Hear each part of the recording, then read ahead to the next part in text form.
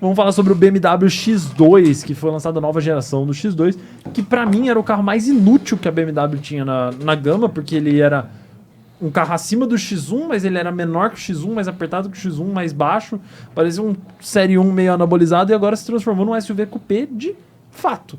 Ou seja, rolou uma vingança. Tem uns bichos aqui hoje voando. Tá rolando uma invasão de Siriri aqui. Então, hoje tá complicado aqui, ó. Hoje é dois convidados e mais um monte de inseto de convidado também. A grande questão é, que a gente fez até essa piada, será que a Fiat foi vingada agora pela BMW? Porque o pessoal sempre fala, né, que o Fastback é o clone do X4. E agora o X2, que é um carro menor, ficou parecido com o Fastback, rolou essa vingancinha aí. Aí vem a pergunta pro pessoal de design. A proporção tá certa? Esse tá com a proporção correta dessa vez. Você sabe que o X2, tem alguns carros que tem na minha cabeça que são carros que eles... Eu vejo eles como assim, era o carro perfeito para chegar e encaixar numa fatia do mercado que ia bombar, explodir de sucesso. E eu enxergava o X2 quando foi lançado, acho que foi no Salão 16, se não me engano. Eu enxergava assim, tipo assim, o mercado tava em alta, a gente não tava em queda como tá atualmente, e eu falava, o X2 é um carro que vai encaixar ali e vai bem. E eu enxergava, o WRV eu enxergava isso antes de ver o visual. Antes de ver o carro em 2017. O WRV é uma ideia excelente, mal executada. Exatamente. Eu achava, quando esse carro chegar, a Honda que tá vendendo HRV, vendendo, eles vão encaixar um carro ali perfeito. E o X2 era outro desse exemplo. Eu falava, quando chegar ali, putz, vai encaixar. E não rendeu, né?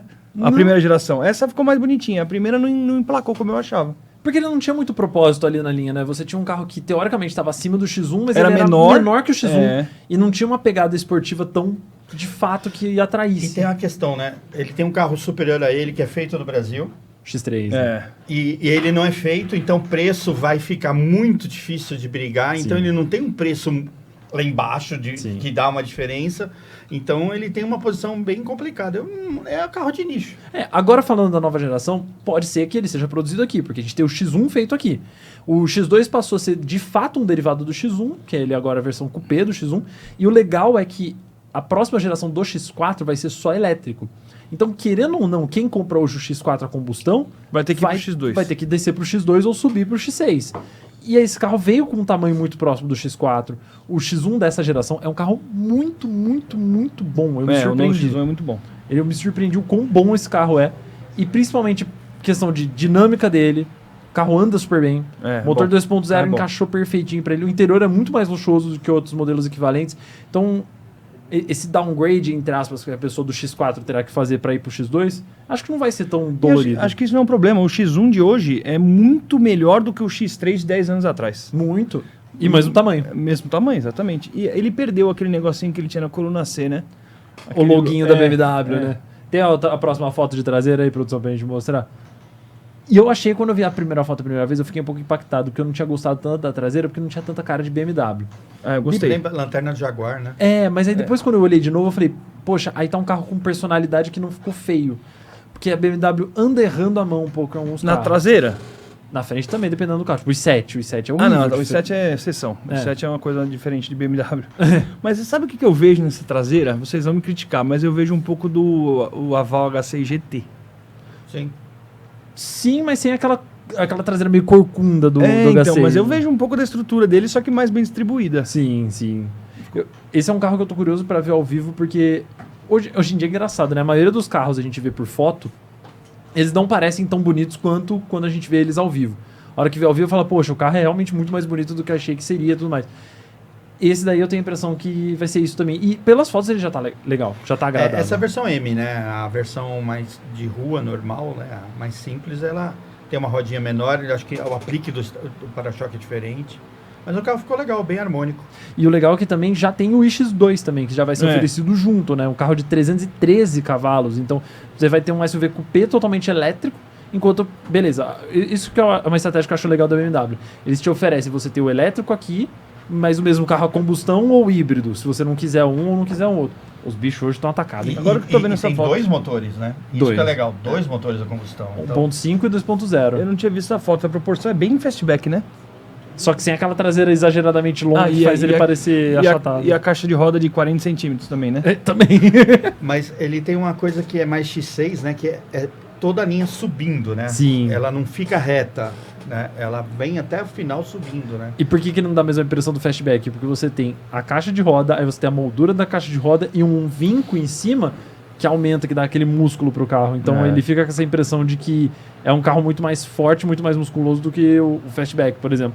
Mas proporcionalmente, principalmente pensando em tamanho, ele tá bem até que próximo ali do Fastback. Falta pneu, né?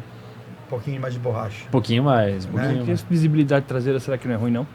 Deve ser. Ou ainda mais que esse aerofólio aqui. Deve ser. E ainda também me lembra bastante o C40, que vai ser, querendo ou não, concorrente do X2.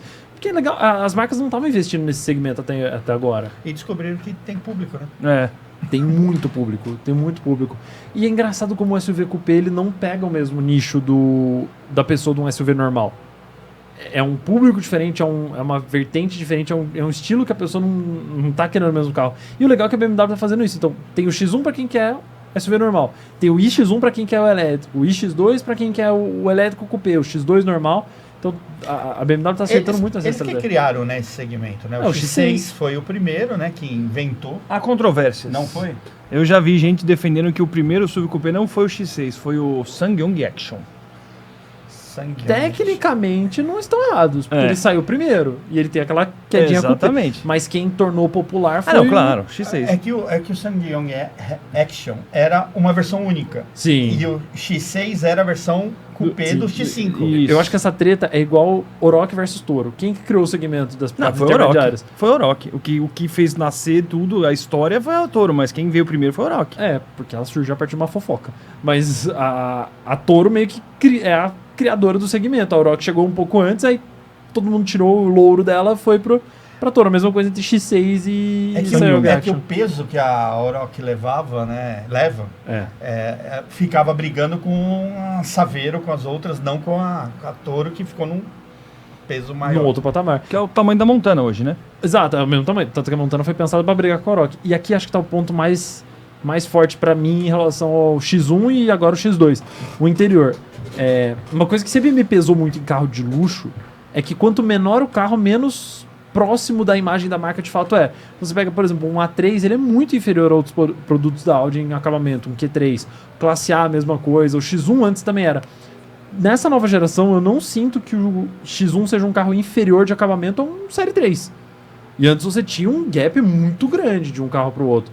Que também tem que... Óbvio, eles têm que baixar o preço desses carros, mas não necessariamente o público quer um carro grande. Ele às vezes quer um pequeno de entrada, não pelo preço também, mas pelo tamanho. Sim. Eu, por exemplo, sou a pessoa do carro pequeno. Agora, o pessoal tá falando aqui bastante do visual, né? Falando que o Cacô falou que bonito o X2, gostei que a BMW não colocou grade do tamanho de uma janela na frente. Que é o típico da BMW. E o Gilxt falou que a traseira do X2 lembra os Alfa Romeo. Teve gente que não gostou, né? Teve gente que não gostou. O Washington Cruz falou que dá o prêmio pro BMW X2 de pior carro do ano. Feio demais. Tem tanto carro mais feio aí. Tem. Nossa, eu não sei se posso falar porque não tá na pauta, mas aquele Santa Fé novo que mostraram lá fora, a traseira lá. Pior que eu gostei. Eu também gostei. Não. Pelo amor de Deus.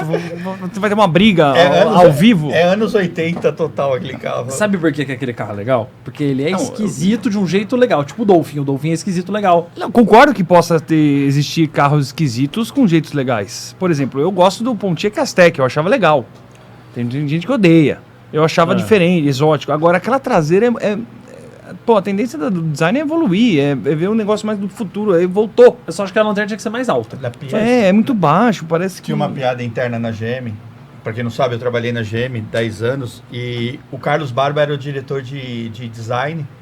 E a gente falava, quando a gente queria brigar com ele, falava: fica quieto que você desenhou o Pontiac Aztek. Não, mas ele também fez carros muito legais. Fez, mas a gente enchia o saco dele e era sempre o Pontiac Aztek. Ele tava no estúdio na época, lá nos Estados Unidos, mas ele não trabalhou no projeto. Mas tava ali, a culpa é dele também, né? Também.